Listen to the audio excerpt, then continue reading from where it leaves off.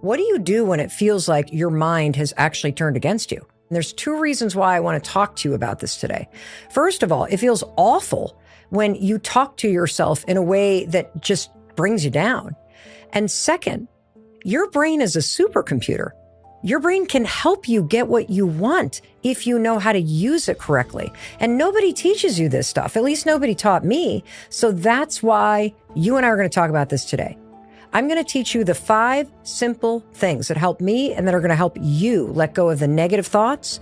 5 simple things that create a more positive way of looking at yourself. And by the way, these are also the exact same 5 things that will train your brain to help you get what you want in life. So whether you're excited to learn this because you're just so sick and tired of beating yourself up and dragging yourself down, or maybe you've got big goals and you're like, Mel, tell me how to get my mind to work for me so that I can get what I want. Well, I'm gonna, because that's exactly what we're talking about today. 5 simple things that will redirect all your mental energy toward happiness, success, and self-transformation. Hey, it's your friend Mel, and welcome to the Mel Robbins podcast. I love what we're going to talk about today. I am so excited that you're here. It's always such an honor to spend time with you and to be together. And if you're a new listener, I just want to take a moment and personally welcome you to the Mel Robbins podcast family. I am so glad that you're here. And I also want to point out something. If you're listening to this particular episode because someone shared this with you, that's really cool. It means you have people in your life that care about you. And I just want to take a moment and point that out. And I know that so many of you are going to be sharing this episode with people that you care about. So I also want to thank you for taking the time to listen to something that's not only going to help you create a more positive mindset, and it's going to teach you 5 simple things that you can do to let go of the negative thoughts and train your mind to work for you. I'm so excited that you're listening to that for yourself, and also that you're going to be able to share this resource with people that you care about, because I know you're the type of person who values your time and you made the time to listen to this. And so if you're sick of beating yourself up, if you're sick of living in a negative place, or if you're just curious, like, how do I use simple research-backed methods to actually make my mind work for me? Holy cow, are you in the right place? Because that's exactly what we're going to talk about today.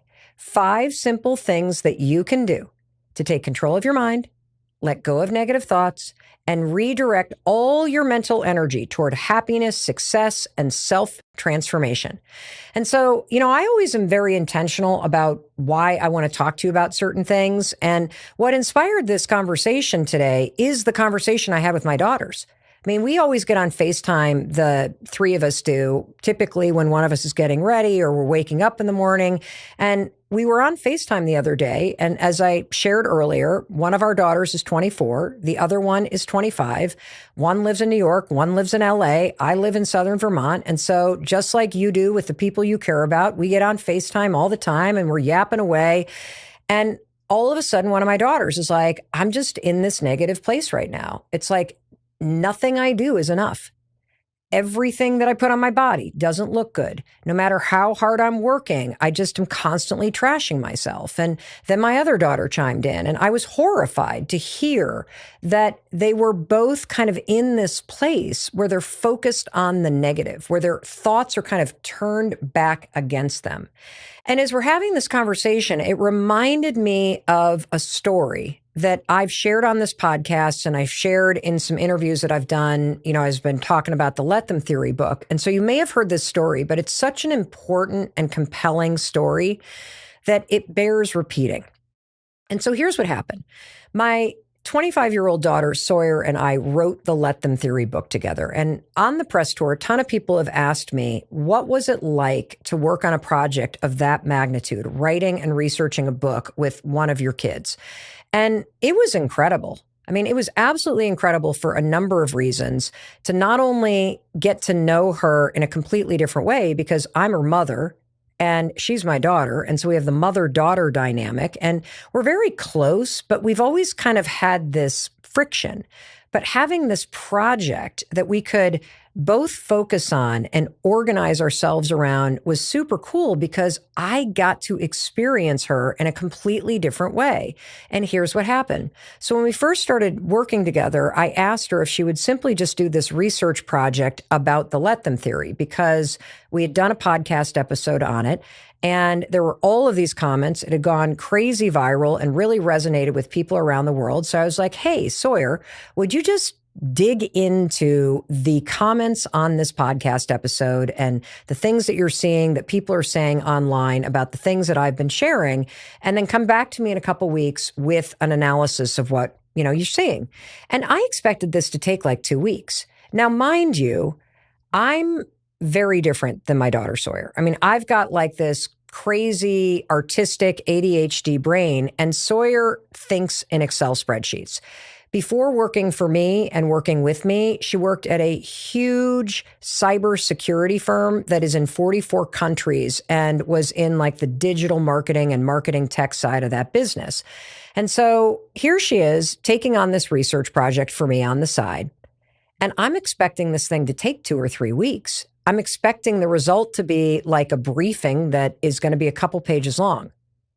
She hands me 36 hours later a 27-page, like, I don't even know how to describe the way this thing was organized. It was like columns with color-coded tabs and links to the source material. And she had a 2-page synopsis of her analysis of all of the sentiment online. And she had identified all these things that needed further research. I mean, it was jaw-dropping. My brain just doesn't work like that. My brain is like letting a box full of mice loose in your kitchen.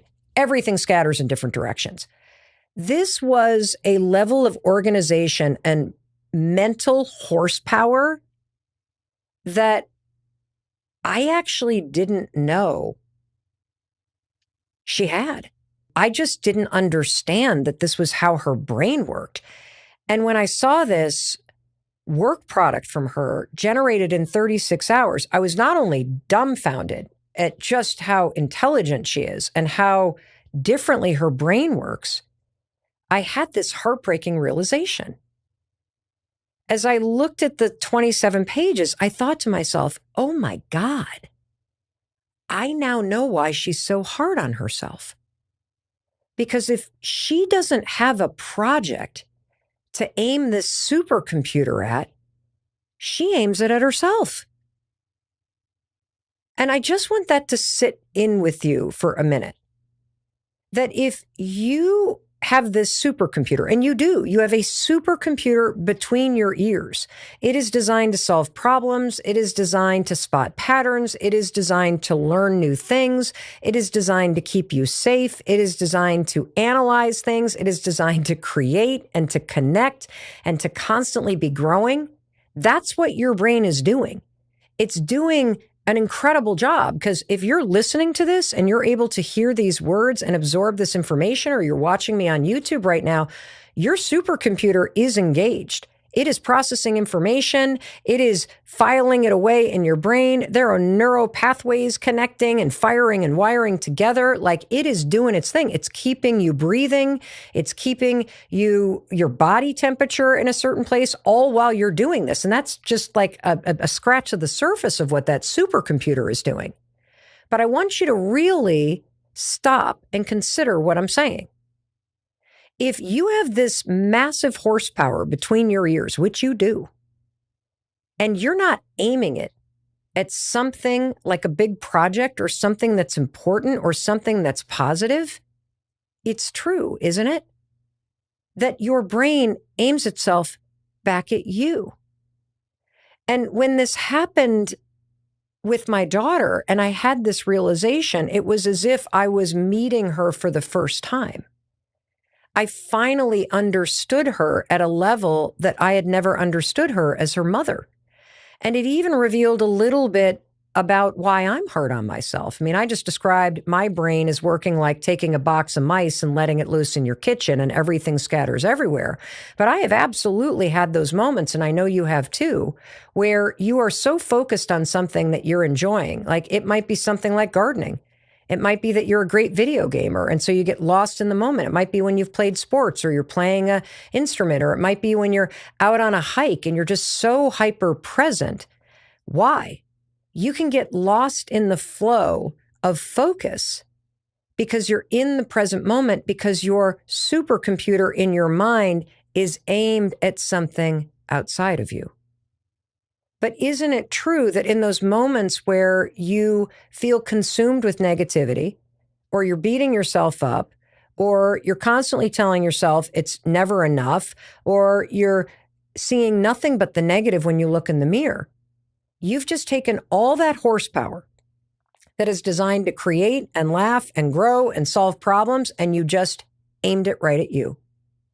And so it got me thinking, if you have a brain that is designed to do all these incredible things, solve problems, grow, learn, laugh, create, be present, build, like all these amazing things, how is it that you and I can take that truth? Because I think you're with me. I can kind of feel you with me, like, oh my God, I've never thought about it that way. It's true, Mel. Like if I'm engaged in something, I'm not beating myself up. If I'm working on a project that I'm truly focused on, I don't have time to trash my appearance. Never thought about it that way. That this supercomputer can be used for good.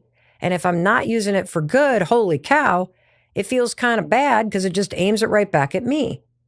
And just in case, before I move on to these 5 simple things, because what I'm going to do is I'm going to teach you today. It took me far too long to learn this. I wish they taught this in schools. I wish they taught this in elementary school. That's how simple I'm going to make the science today.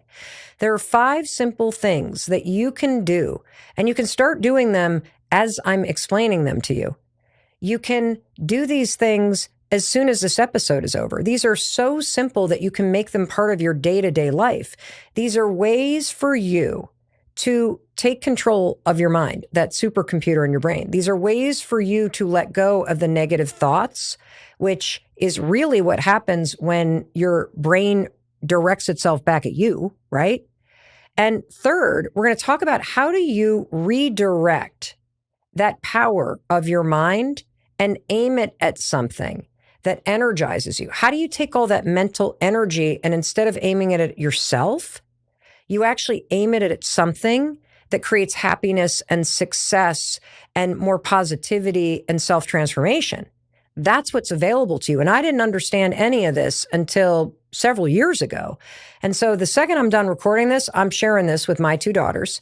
And before we jump into the first skill, okay, and I've already kind of alluded to it, but before we jump into the first skill, I want to bring in one more visual example, because I personally find that whenever you talk about the mind or thinking or mindset, it so quickly becomes fuzzy and too intellectual and like too conceptual that I lose interest and I don't know what the hell people are talking about. So I like things that are visual because it helps my brain, the little mice that are running around, to just anchor on something.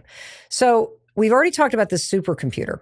And the fact that you've got this brain between your ears that is designed to learn patterns. It's designed to grow. It's designed to fire and wire information together and program it in your mind. It's designed to filter the world. It's actually designed to help you get more of what you want. And we're going to talk more about that in a little bit. And that's a cool thing. Have you ever in your life had the chance to spend time with like a golden retriever or a Labrador? You know, one of these dogs that from the moment they come into this world as a puppy, there is something hardwired in their DNA to just fetch. You throw a ball and you don't even have to train a Labrador or a golden retriever or some of these other kind of hunting breeds, I guess they call them. They will just go right after that ball that you throw, bring it right back. You throw it again, they bring it right back. It's like they are programmed to chase down a ball that you throw. They are programmed to chase it down and to retrieve. Guess what? Your brain is designed to do the exact same thing. I'm going to say that again. Your brain is like a Labrador retriever or a golden retriever. It is hardwired to actually chase down something that you direct it at. And so I love this visual because the first thing that I'm going to talk about today of the 5 things that I'm going to teach you is one of the things that helps you get out of that negative rut where your brain is aimed at you and you start trashing yourself down, right? Is to actually give your brain something to chase down and focus on. Think about it like you need a project, or think about like the project is the ball. So with a dog that loves to chase a ball, you take that ball, you throw it in whatever direction, that dog forgets that you exist. That dog is maniacally focused on that ball. That dog will literally run over a child in order to get the ball, get the ball, get the ball, because it's hardwired to focus on that, and then it brings it back. Your brain does the same thing. Your brain is just sitting around like a bored Labrador, waiting for you to pick up a ball and put it in motion, waiting for you to throw something out into the future and say, go get it. Your brain loves projects. You know this. It wants something to gnaw on. It is bored. Like, have you ever noticed too, like if you got a dog that needs a job, if it doesn't have a job, what does it do? It chews your slippers. It starts gnawing on the corners of your cabinets. Next thing you know, it's naughty and it's peeing in the corner. Why? Because it's got all this mental energy and this desire to have a project and to chase down a ball, and you're not feeding that desire. Your brain's the same way. It needs a job. And that brings me to skill number 1. One of the best things that you can do is understand that giving yourself a project or a goal or some sort of ball that you can put in play in your life, it is one of the best ways to direct your brain at something other than you. It's one of the best ways to start to leverage the natural capacity that your mind has to solve problems and to actually chase something down. And this isn't just my suggestion. This comes from not only research that I'm going to walk you through, but it comes from something that world-renowned PhD, New York Times best-selling author Martha Beck has been talking about. And you may have seen her talking about this. It's the basis of her new book, and there's so much research that I'm also going to share with you after you hear this clip. But you're going to hear Martha Beck talking about the fact that, you know, when you're in an anxious state or you're ruminating, we now know, in the way that you and I are talking about this, the supercomputer is now aimed at you. You're up in your head. Instead of like being focused on the world and solving problems, you're now tearing yourself down. You've made yourself a problem, right?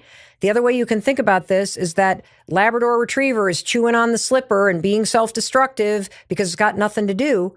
She had this thesis in this book. Well, if you're in that state, being anxious and negative, it shuts down your ability to problem solve. We know this based on the research. We also know it based on common sense. It shuts down your ability to be creative. Well, she thought, well, wait a minute. Does creativity and problem solving actually shut down anxiety and rumination and being negative? Turns out it does. And so here's Martha Beck sharing this idea on the Today Show. And the idea is so exciting, and it's also so simple and obvious to understand that you're going to hear Martha talking first, and then you're going to hear the Today Show anchors jump in because they totally get it. And then what we're going to do after you listen to this is you and I are going to unpack what she said so that you can apply this first skill. Take a listen. And when we've known forever that anxiety shuts down creativity. So I started thinking, what if it works the other way too? Creativity what if creativity shuts down anxiety? Oh, that's interesting. So if you, like, if I take a client and I do something very simple, like plan a meal for tomorrow. Right. So say you're having a dinner party, start planning that right now. Your brain start to think about, I'm going to do steak on the Traeger grill and I'm going to serve it with this and what would go good with that. Now I'm thinking in a different pattern. And anxiety is quiet. And it does shut Did that work just now? Yes, it does work. It works like that. Yeah, same thing with knitting or with your hands or where you're figuring something Absolutely. out. And so it's anything creative that you should start doing. Yeah. And people say, I'm not creative. I'm not creative, right. That's still in the anxiety part. Yeah. Just make something you love. Try using your hands, your senses, cook, garden. If you like to draw or paint or do whatever. Just stop and consider what she's saying. It's true, isn't it? That when you're idle, your thoughts turn negative. When you've got nothing that you're focused on, the supercomputer focuses on you. And because it's a problem-solving machine, it typically is looking for problems, and then it turns you into one. And so I love what Martha Beck is saying, because she's basically saying, anytime you're worried, anytime you're negative, it's a sign that your mind is now turning you into a problem.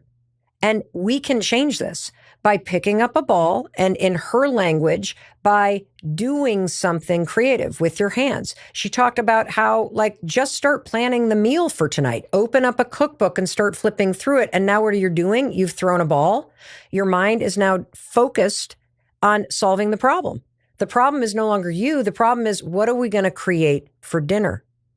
It's a simple idea that has so much research in it. In fact, I want you to hear this research because it's not just about creativity. It's about the power of having a project that you can aim your mind at. This is this revelation that I had about my daughter that, oh my God, like she's got so much horsepower upstairs, and so do you, that if you're not aiming it at something, it's going to come back at you. And I want to share some of this research with you because it's actually very exciting about simply having a project. And it could be a project like, I've got a project this weekend that I know that I'm going to get lost in.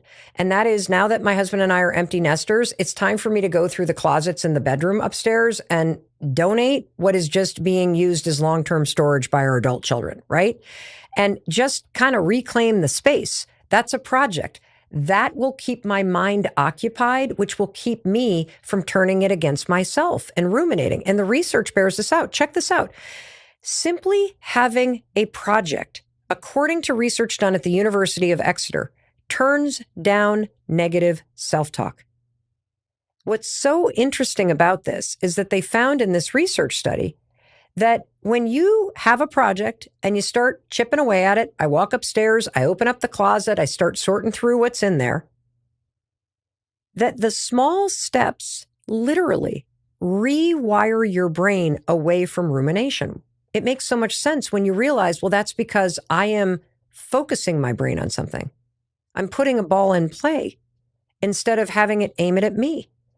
And when you don't have a project, you feel like you're not making progress towards anything, which means you have more negative emotions. So it works in the positive and the negative. And I think you can kind of see that when you're not really working on anything, you got an idle mind. And that's not going to come to a lot of good. Here's another research study from the University of Michigan and the University of Oxford. This one was published in a journal called Neuron. Having a project also boosts happiness because having something to focus on actually increases dopamine, which we know is kind of this neurochemical that gets released in your mind that is all about drive, and it helps you focus. And your brain is going to release dopamine, not when you clean out the closet, not when you finish writing the song, not when you finish paying your bills, not when dinner is finished cooking, but rather as you're working toward it. How cool is that? And it kind of makes sense because if you take as fact that your brain's a supercomputer that wants to solve problems, that wants to engage in something, that wants to build and design and create and have a project to focus on, when you provide that to the supercomputer between your ears, your supercomputer is a little happier because it's able to chase a ball. It's able to do what it's designed to do. Here's another study from Pennsylvania University that having a project to focus your brain power on strengthens your overall mental health. Goals give you direction and purpose. Goals help you navigate challenges because it actually gives your mind something to focus on, which helps you build resilience against stress and emotional struggles. And you know what's interesting about that is that I know based on what I'm seeing in the inbox as your fellow listeners are writing in from around the world that you're experiencing just unprecedented levels of stress. And we know that based on the medical experts that we talk to on this show all the time, that the levels of chronic stress that people are experiencing are at unprecedented levels. And it would have never occurred to me that one of the ways for you to not allow the stress to put you in an even more negative state would be to have a project, something like a painting to do or a closet to clean out or like some sort of something that you're working on, because that means that even in a stressed out state, you have something that you can aim your brain at so that your tired, stressed out brain doesn't start turning you into an even bigger problem. I just love this research. So number one, what you're learning is that in order to take control of your mind, in order to let go of negative thoughts, in order to redirect your energy toward happiness, success, and self-transformation, skill number one is put a ball in play. Find a project.